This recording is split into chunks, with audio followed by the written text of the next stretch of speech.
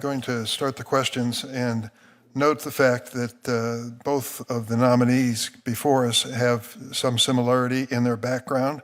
It turns out you both have been professors of law at various times of your life, and also have been prosecutors with some very important cases.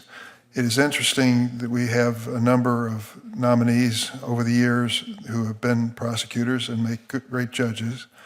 We have had fewer when it comes to the public defense side, but that has been changing. There is at least a movement on one side of this committee to diversify the bench when it comes to that experience. Could you address the basic question, if I am accused of a crime and appear before you as a judge, look at your background and say, oh, this judge has been a prosecutor over and over again. Do I have a chance before this court? What is your response to that if you're the judge sitting and trying to assure the person that justice is going to be followed? Judge Cheeks? Thank you for the question. I would respond with absolutely there will be a fair shake with anyone that appears in front of my courtroom, regardless of the type of case, particularly if an individual comes in front of me that has been accused of a crime. As you mentioned, I have a prosecutorial background of 10 years prosecuting cases, but on the other hand, I also have 10 years of being a defense attorney. So I know both sides of the criminal justice coin very well, and as a sitting judge, it is my duty to give everyone that comes before me a fair shake, give them an opportunity to be heard, and to apply the law to the facts unbiasedly and with an open mind. Judge Murillo? Thank you. Just like, well, I would agree with Judge Cheeks, but I would remind you, Senator, I've been a judge for about almost 10 years.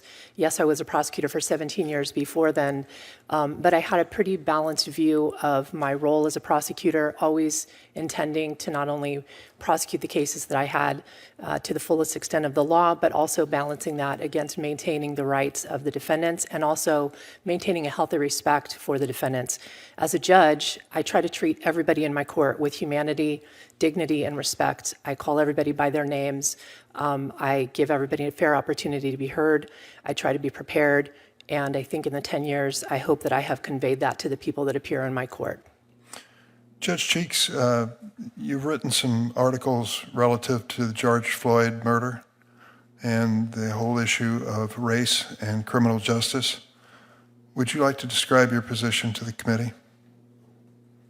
Yes, as a defense attorney, I wrote a variety of articles detailing issues with regards to criminal justice issues, race issues, George Floyd. I didn't really take a position in those articles. Mostly what I wanted to do was to educate the reader on what was going on, identify the fact that there are some issues or problems going on in the world, and just throw out the question of how can we solve it without actually stating how to solve it, because I don't know how. And I'm very open about my position as an individual, particularly as a Black man, and all of my experiences, and I find it helpful, and others have told me that they find it helpful to hear my experiences to help shape the way that they think and the way that they engage in this type of conversation.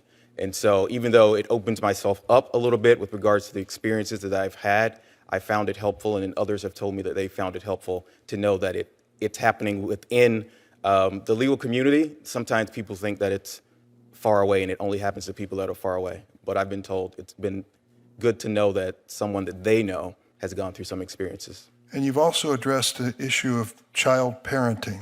Would you like to comment on that? Yes. I wrote an article about parenting my children who are mixed African American and Hispanic. And I wanted to sort of tell my apprehensions about how I'm going to raise them with regards to how they're going to be able to deal with challenges in life, but particularly challenges because of their skin color, if that were to come. And I wanted to just express some apprehensions about having those difficult conversations with my kids. They're only 6 and 8, and when I should have that conversation. And so I just wanted to express that there are some issues that I'm going to have to speak to my children about that others may not have to. Right. The famous conversation which parents of minority children have to have to protect them in situations that others may not face. Judge Murillo, your thoughts on the subject? Microphone. I'm sorry, Senator, my thoughts on the subject of which portion? This whole question of minority relationships with our criminal justice system. I think it's a delicate issue for legislators to try to come up with solutions to address. In my role as a judge, when those issues come before me, I do my best to analyze the facts of each case and the circumstances. And I do that with an awareness of some of the fear and issues that are presented by those cases, and I do my best to resolve them in a way that is fair to all parties. Thank you. Thank you. Senator Kennedy.